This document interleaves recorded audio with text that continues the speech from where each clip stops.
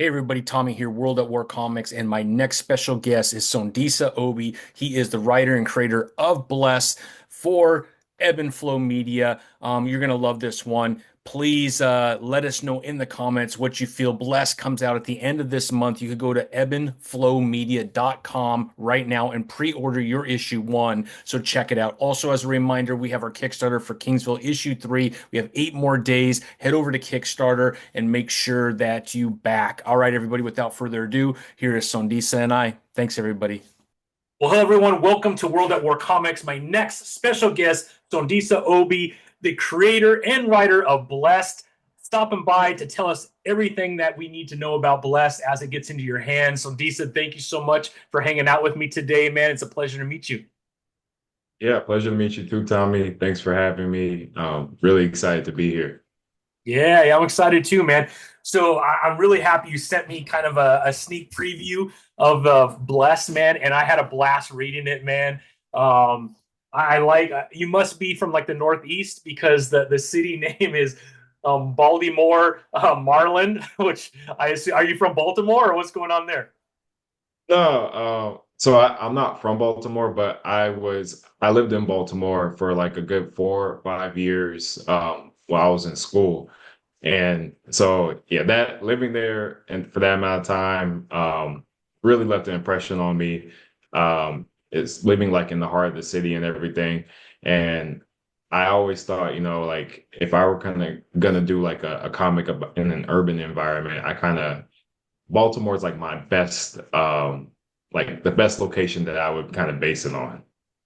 Yeah, no, I love Baltimore, man. Actually, I don't know if you know Advent Comics, but one of the older indie comic publishers, especially in the Northeast, Tony Cottrell is the owner. He's a firefighter in Baltimore. I think he just retired, but I've had him on the show a couple times, man. You should meet him, man. He's Baltimore through and through, and he has Advent Comics that just celebrated their 15th anniversary. And he Wow. produces, I don't know how many titles, man, a ton of titles. In fact, Yeah. other creators are now publishing through Advent. But anyways, man, I'm getting sidetracked, man. We're talking about Bless, but you brought up Baltimore, man, and Tony's a good dude, man. You got to meet him. But man, this is awesome. So maybe we could kind of go back, Sondisa, if you could kind of let me know growing up, like what was your first experience in comic books, and then the passion to tell stories. When did that begin in your life? And was there someone in your life that influenced you in wanting to tell stories? Yeah, that's a good question. So yeah, growing up, my dad is a really big comic book guy, or at least growing up he was. Like he grew up on a farm and he collected a lot of comic books. But he also kind of grew up really poor. And so to help pay for college, he ended up selling most of his comic books that he had, and he had like a big collection. But yeah, like that love for comic books he kind of passed down on to me. Just talking, especially Marvel. Marvel was his thing. DC, he wasn't as fond of DC, but he still read and collected some comics from them. But yeah, Marvel was the big one. He put me on to X-Men, Fantastic Four, the Avengers, the Defenders, pretty much like every group in Marvel. Um, and so yeah, just growing up, I was really into reading as well, like reading like fictional books. So I was always like reading novels in elementary school, like Harry Potter, um, uh, The Lion, the Witch, and the Wardrobe, yeah, Chronicles of Narnia, yeah, those types of books. And so like I'll always go to the library. And one time I went to the library and I stumbled across like a manga book. And so that really got my interest because it's like I'm seeing they're like comics, but they're a lot different from like the comics that I'm used to. And so, I started reading those, and those were really interesting to me. And I started getting into like anime and just like combining my love for like all things fiction. So that like fictional novels, comic books, manga, those all really influenced me growing up and kind of influenced like the way I see stories and the different perspectives I noticed in storytelling.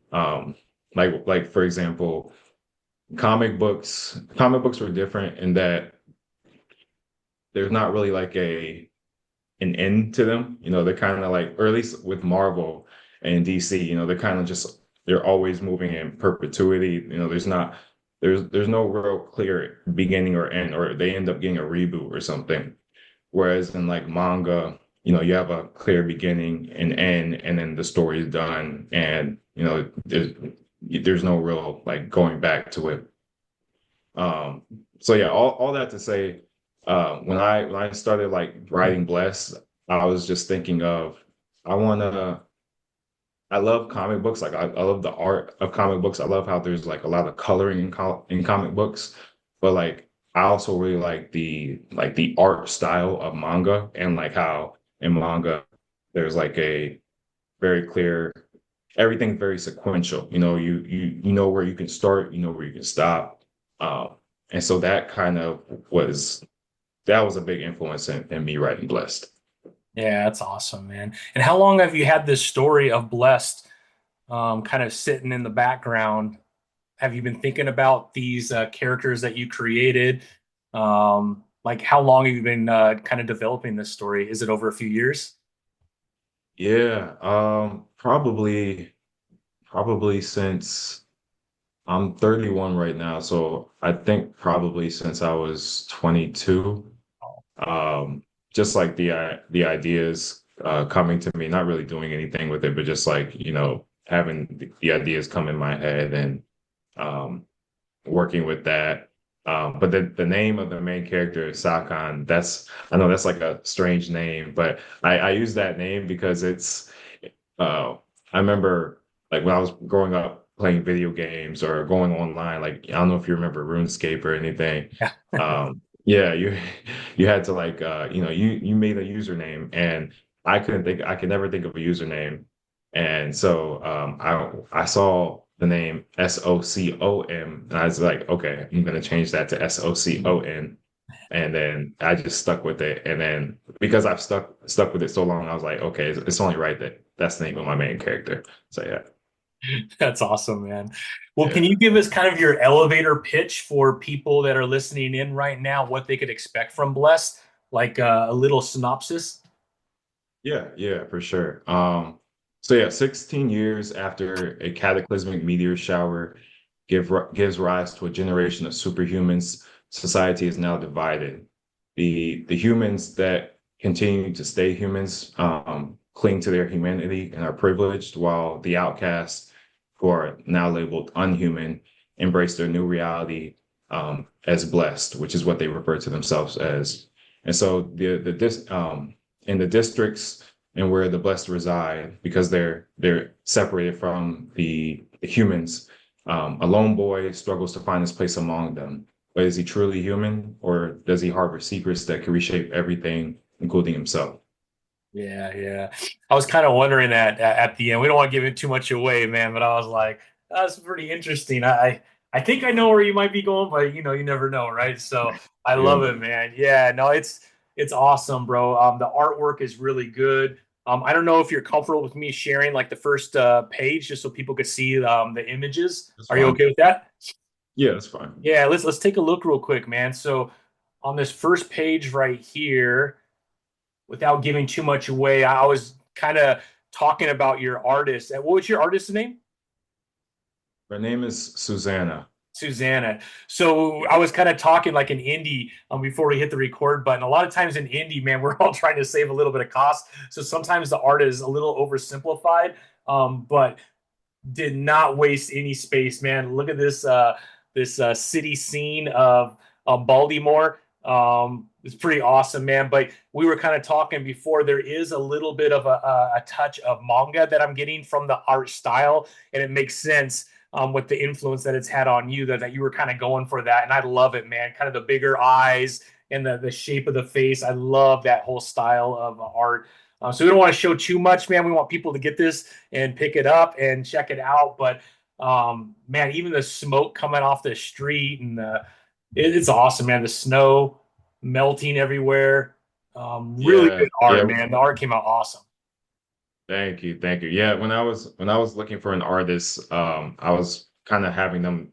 I just wanted them to give me a sketch of this first page, and the sketch she gave me just like showed her attention to detail, and that's what really sold me on Yeah, yeah. hiring her. You could definitely tell. It's awesome, man. And I can tell you now that I've read it, anybody listening to this, man, the story is awesome. And you will not be disappointed, especially when you see what is it called? The P4K. We'll just leave it at Oh that. But once you see the yeah, P4K and you see some of their powers, it's pretty cool as well.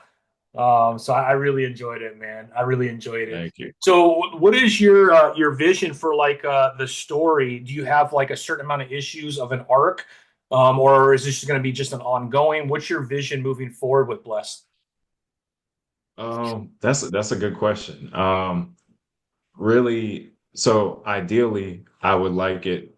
I have the vision of, probably at least 30 issues minimum. Because in my head, it's like it's a big story. There's a lot that I can tell. And I've been influenced by like manga like One Piece, which Yeah. is, has been going on forever. But also being realistic and like what we discussed before, it's hard as an indie comic book writer or comic book creator to continuously put funds into this. So I'm kind of just seeing where it goes at the moment, but I am saying that like I want to commit to at least like another 3 issues, um and kind of just get that idea out there, and then we'll see from there. But yeah, it's in my head, it's such a vast story that it would be nice if I could tell all of it, but I'm not sure if that's feasible. Yeah, I understand, man. I love the desire is there. We just need the funds to match that, right? And I have the same Right. problem myself, so I can speak Yeah. very truly to that. When I was telling my wife, I said I'm gonna create a comic. She goes 4 issues. If nothing happens in 4 issues, you're done, man, because we can't keep pouring money into this. So I get it, my friend. I get it. Yeah. Can you kind of talk a little bit about Ebb and Flow, how you came up with that name, and does it have a certain meaning to you that fans could appreciate? Yeah, yeah. So Ebon Flow is kind of just the creative brand that I've started, and where I would like to kind of promote and help showcase other comic books that are kind of underrepresented creators. Um, the name Ebb and Flow is kind of like a play off of the word ebony, but also like ebbs and flow of life. Um, and so that's really all that was. Just we're we're a relaxed and like we kind of just go with the flow, but we also want to do what we can to help promote others. So yeah, that's the gist of Ebb and Flow. That's awesome, man. And have you met other creators that are kind of in that same space trying to grow their own properties yet? Uh, no, that's what I would like to do. I haven't had the opportunity to connect with a lot of other creators, but that is what I'm doing, getting on Instagram and really trying to promote myself and really trying to meet other people. I want to start going to more conventions as well, and just be able to network and create that network of people that we can work together in the future. Yeah, that'd be awesome, man. Well, I certainly would love to make introductions if I can. I do know a few people that I hopefully could help in that area. I've had them on the podcast quite a few times. We've become friends over the years and met at different Comic Cons. So anything I could do, I would love to help you out, Sondisa. We're all indie creators, man, struggling to get our stories out there. So it's a pretty awesome community, to be quite honest. I feel blessed to at least know some of the people that are part of the community, man. And you're part of it, man. You created a comic book, so whether you like it or not, you're Yeah, in, bro. appreciate that. I see what you did there. Blessed. Yeah. um, yeah, and Tommy, you mentioned the comic book you were writing on.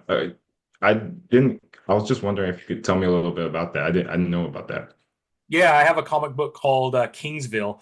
And it is a story about an island nation that is small. It's a mining nation, and it's north of the main continent. And they kind of do their own thing because they're separate from the continent. But in the continent, you have all these different countries, and there's a nonprofit organization called the Alliance for Global Safety. And they're trying to bring nations together to help with trade, to help us safety and security. And this island nation of Kingsville finds this mineral, and they don't know what to do with it, and they don't have the scientific know-how just because it's a smaller country, and they're not really known for that. That's not their specialty. Mining and fishing and that type of stuff is their specialty. So they end up selling it to AGS, who has a lot of money. It's a nonprofit organization, but nations are members of it, and they're pouring money into it, and they have all the resources to develop that mineral. And they find out it has properties that can enhance human abilities, and so they start to create superhumans. And the head of AGS, Dr. Derrickson, says, I feel like this could be really good for us, man. And he starts to develop these superhumans, and any nation that joins them, he promises to put one of these superhumans in their nation to help with safety and security and all that. So on the outside, it all looks good, but internally, he's gaining more and more power, and he ain't about to let any of that power go. So he starts to use these superhumans in bad ways, which causes Kingsville to say, I don't think I'm down with sending this mineral to you anymore. You're gaining way too much power and influence over the world, and that's about to create a war. So I'm on my third issue right now. So I feel everything, like I get it. I I, Yeah. I found my artist the same way you did. His name is Okay. Dan Zay. He's 24 years old, just got married, awesome artist, lives in Moscow, Russia. And Wow. yeah, it's crazy, man. So that's why I was a little nervous, I try to stay out of politics, but I was a little worried because, Okay. sometimes sending money to certain countries, they're like, yeah, that's done. You can't do it anymore. And that's the only way I Right. can They pay them flag is you. through PayPal. So I'm like, dang, you take that away, I lose my artist. So not that I want to make policy changes in the world so I could keep my artist, but I was like, dang, that will suck if I lose my artist, man. So yeah, Yeah. but No, that's my comic book Kingsville. yeah, that sounds really deep. Like just from what you told me, I could tell there's like a lot of lore, no, a lot of potential for that. Yeah, that sounds really cool. Yeah, I'll send you after this. I'll send you the PDFs of my comic for sure. You can check it out. But I love your art, man. The art on Blessed is dope. The story is awesome, and I think people are gonna really like it, man. Thank you. Thank you. Yeah, I'm hoping issue one I'm really excited about. And then like I think in my opinion, it only gets better from issue one. Like in issue two and issue three, what I have planned is I'm really excited about. So yeah, I'm hoping everybody who gets a chance to read it loves it. Yeah, I think they will, man. First one's always tough, right? Because you have to kind of lay a foundation. You got to kind of give a little bit of background. So it always goes that way, man. And I felt like you nailed it. Like I feel like I know Sock. I know the other characters. I know P4K. I know what's kind of going on.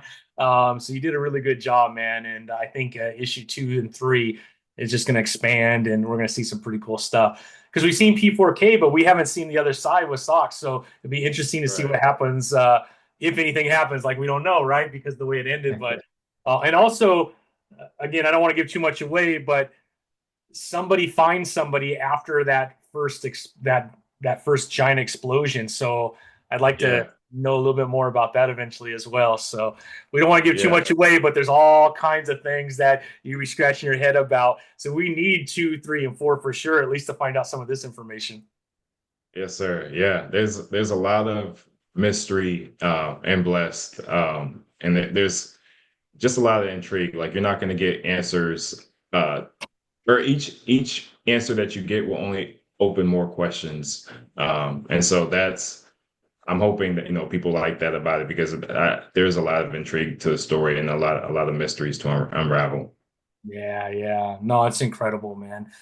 So when will issue 1 be available for people to get their hands on? Do you have a timeline yet? Yes, yeah. So right now we have pre-orders going on. You can check out my website www.ebonflowmedia.com to pre-order. Issue one, right? So right now we're figuring out the printing for issue one. We're about done. I so before doing this, and this is something I guess you only find out, if you're making a comic, but like I had no idea like the printing process was like so technical. Um, it's a lot more technical than I expected. And so right now we're trying to get like the bleed for each of the PDFs correct, which we're almost done doing. And then yeah, basically I'm expecting issue one to be ready by the end of this month, January. Nice. And yeah, Sweet. And you already have your cover. Do you have one? Do you have any like variant covers that you're doing as well for people to choose from, or you just have the one? just the one. Mhm. But yeah, what's your opinion on variant covers? I'm not too familiar with variant covers. That's not something I got too into like growing up, but I'm curious what you have to say about that. Yeah, I mean, comic books, obviously, you have like you have people who love to read comics and they obviously collect them and they save them. And then you have people who just collect and they collect the art. And so by having variants by different artists, sometimes it gives like a different feel. So it might not like you have more of a manga style. And I want to be careful. It's not manga, right? But it does have kind of that style. So I'm assuming Yeah, your for sure. cover, your same artist is doing your cover. Yeah, So it's yeah. going to have that same feel. A variant allows you to kind of step outside of that world a little bit and have something that's obviously very Mhm. relatable to your comic, but maybe in a different style to give people a different taste for it. You could also use other artists that people are aware of, and be able to kind of do something a little different with that art. So it makes it a little bit fun and it's collectible too. So people could collect those, especially on an issue one. Yeah. It could be helpful. Yeah. Okay. Yeah, that's something I may consider because I reached out to a couple of other artists about like producing a cover Mhm. because I wasn't sure if I wanted to use my current artist for the cover, but then we talked it over and ended up loving what she came up with, but I may have to reach it back out to some people. That's a good point. If you're having it as like a collectible, it'd be nice to have like different variants of the cover and um yeah, I think that would be really cool.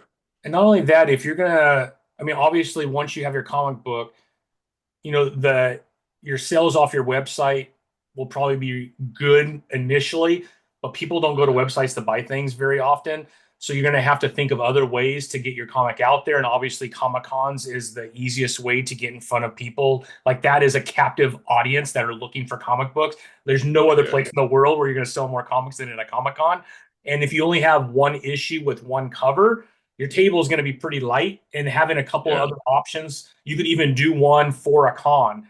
So, like, I know we talked about Baltimore, but say you live in Baltimore, Baltimore has an amazing Comic Con up there. So you could actually get permission from that con to use their symbol, and you could just print like 25. And, this is a special edition just for this con, and you get this cover, and it'll be gone after that, which makes it even more collectible. There are all kinds of things that you could do to kind of create some excitement around there. And if you're able to work with an artist, obviously we're not talking like a Tyler Kirkman or something like that, where you're gonna pay $2,000 for a cover. But I mean, there's a yeah, lot of amazing artists that are very affordable, that are very well known as well. And we could help, like all of this indie folks could help you with that as well. And it would be awesome to get an extra cover off of that person. And they already have a fan base, so that fan base might look for that cover so they can continue to collect whatever that artist has already produced. So a lot of good things about having a variant. You don't want to go too crazy. Like we're not Dynamite Comics where they have right, 20 right. covers for every issue almost they have 20 covers. Like that's That's crazy, crazy. man. But yeah, that's Yeah. insane. So maybe two, maybe three. I think three is enough. Two is good. But something to think about. Again, I mean it's up to you, but it would be good, man. Yeah, no, that it makes a lot of sense, like not only collector wise, but business wise. Like the idea you just gave of going to Baltimore and using like their Comic Con symbol and making that like a limited edition. That's a great idea. Yeah, it's definitely something I'm going to consider, and I think I'm leaning towards doing it actually. Yeah, yeah, yeah. I mean, let us know, man. We'll connect you to a bunch of people, and then you could get samples, and you could do what you need to do. But we know a lot of us in the indie comics, man. We know a lot of people that's what they do for a living is covers. So we'll hook you up, man. We'll make sure you get, unless you already have someone, man. But yeah, we'll help you any way we can. Yeah, no, I'm gonna reach out to you guys Yeah. after this. I'll reach out. Yeah, that's awesome, man. I'm so happy for you, man. Nothing feels better than getting that story out and you could actually look at it and say, "Wow, I did that, man. That's my creation on paper right there, man." So congratulations. A lot of people don't get this far. So yeah, that's cool, man. Thank you, thank you. Yeah, I'm excited. What do you have any advice for me? You have three issues out. You're pretty much a Yeah, veteran right. in this. What do you have any advice? I guess like as far as like issue two and like issue three, getting those done, or whatever. Yeah, it's hard, and it's a grind. So you're gonna have to be married to social media in order to get your message out there. Which I know you're already active, but it's a lot, man. Issue two sometimes is a little easier than issue one because you start to already build a fan base, and then issue three and four get a little bit harder. And the reality is, right? I most collectors or most comic book buyers are very used to going in the comic store and every month they're getting a new issue of their favorite comic book. Unfortunately, on the indie side, it doesn't work that way, man. The average cost to produce your own comic books is about 5 grand, and it could go to 10 grand, it could go to 3 grand, but on average, it's about $5,000, right? You're paying it depends on, and I don't want to get into the details. That's not anybody's business, but just in general, right? Sometimes you have a penciler, an inker, a colorist, a letterer.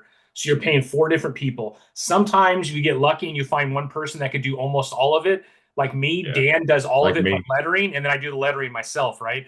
So, Wow. we all try to think of different ways in order to kind of save cost and still have quality to put out there for fans. And because of that cost, and because we have to usually crowdfund to help with that cost, a lot of times we're not getting an issue out like maybe every 6 months, maybe every 8 months. And so you're constantly having to lasso all those fans that got that last issue, say, hey, issue two's here. And by that time, they've already forgot about issue one, right? It's in a box somewhere. They read it, they enjoyed it, but they haven't heard anything and nothing's really happened. And it's a constant fight for indie. So whatever that timeline is between one and two, try and keep that between two and three so you could create like a rhythm with your fans so they could see some consistency. It becomes difficult because a lot of creators get into it because they've always wanted to create a comic book. And unfortunately, because of the cost, they come out with one issue and it's great and you never hear from them again, right? And it's understandable, it's not easy. But from a fan perspective, it becomes kind of a down, right? Because you're like, man, I enjoyed that. So then you start to lose trust. Like, I'm just not gonna, I'm not gonna, go after that issue one. I'll just wait and see if they come up with like four issues first. So creating consistency with your fan base, I think, is crucial. And if you could do that, you'll be in good shape, man. Okay. Yeah, that's something that yeah, I've been worried about as far as like I Marvel comes out with like a new issue like every month. Image does too, so it's like how do you compete with that as an indie creator? But you can't really compete with it. You kind of just gotta go at your own pace, Yeah. which I'm fine with. Yep. And then you brought up a good point with social media. I personally don't like being on social media, but for this, I've had to be on social media to help promote it. Yeah. So that's been a new development, and it's been okay, but I would prefer not to be on social media. But I'm adapting. Yeah. Yeah. Yeah. I mean, that's really outside of cons. That's really the only way to get the word out. Yeah, And it's a great tool if used properly. Unfortunately, there's a lot of chaos on social media, man. yeah, Everybody, whenever you're hiding behind a computer or your phone, man, people get really kind of mouthy and they got an opinion for everything. And when you're in front of them, they're like really cool. You're like, come on, man, just be that way on the internet too, man. But right. people are people. But I will say the indie community is awesome, man. We have a great community, and yeah, and I don't think there's any expectation to have a monthly. But whatever that is, if it's 6 months, 8 months, just be consistent on that. That's all. Okay. Yeah, yeah. That's what I found. But I'm learning too. So I'm all that's why I have a channel. To be honest, I started this Yeah. podcast so I can meet people like you and then people like Tom Brevoort I had on, and he's in charge of the X-Men over at the Marvel office. So I have Wow. people like you and I. I've had people that have already accomplished a lot, and it allows me in these questions to pick your brain, to kind of understand how you came up, your writing style, your arts, all that stuff. And over the last 2.5 years of doing this, I've gotten so much help of having a podcast, man. So it was very selfish when I started the podcast, and then the podcast kind of turned into something different in a good way. But it was really meant just to meet other people. And I was telling you about Tony Cottrell. He was my very first person who ever came on. So I have a tremendous amount of respect for him, and he's been doing this for 15 years. I mean, that's just crazy, man. Yeah. As an indie creator. As an indie creator, yeah. Yeah, look up Advent Comics, Advent Comics, and I don't know how many different comics he has. It's got to be 40. And you could pick up his comics in a lot of stores too. Like, he lives in Baltimore. I was in Southern California, and we have a comic shop called it's called Tribe, called Quest, which is crazy, right? If you're a hip hop fan. But Yeah. yeah, I saw that name. I'm like, dude, that's a dope name for a comic shop. But Right. they carry his Advent comics there too. So I would pick up some of his comics there. So he's in Diamond, and so he gets distributed across the U.S. And I think for a lot of us indie creators, man, we would love to get to that day where people could find us in a comic shop. But when you do get done, though, I would say most comic shops will allow you to sell your comic in their stores. So don't be afraid Really? to go into comic shops. Yeah, yeah, they'll do it on Like, consignment. So okay. you drop them off, and then you tell them what the cost is and what the profit margin is. And then as they sell it, they have some way to take notes either on the computer or a paper. And you go in like every month or so, and they'll pay you out on however many issues they sold, and you can bring more. And most comic shops are really cool about that. Like, I was selling mine in like 4 or 5 shops just around my house in Southern California. And I've already gone to a couple shops here in Texas where we moved, and they're like, yeah, bring it in, we'll do it. So it's awesome, man. And then now I still have the 4 there, and I got a couple more here. So, it's, you got to get out there and knock on doors, man, which isn't fun, but it is what it is. Yeah. I didn't know about that, but that's cool. There's a comic shop right next to me. I live in like a rural area in Florida right now. Okay. And I was surprised to find like a comic shop nearby. So yeah, I'll have to do that. I didn't know that was possible. Yeah, it is. And Florida is loaded with comic shops, man.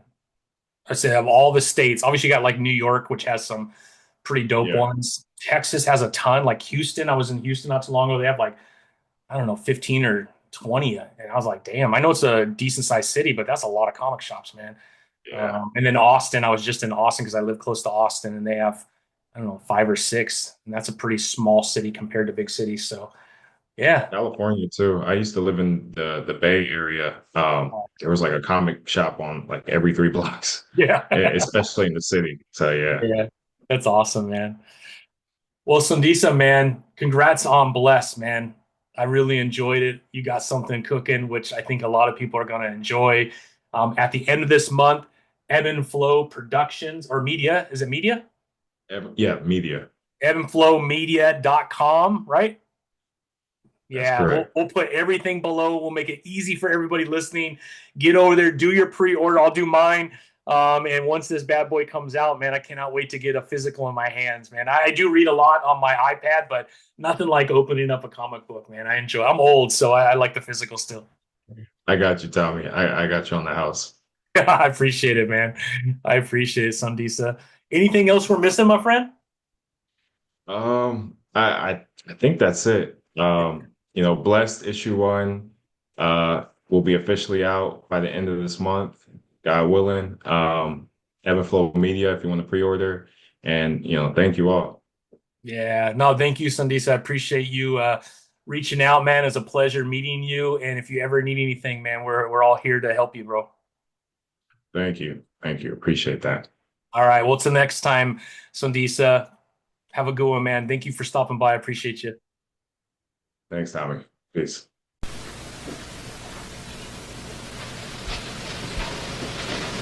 You're still here? It's over. Go home. Go.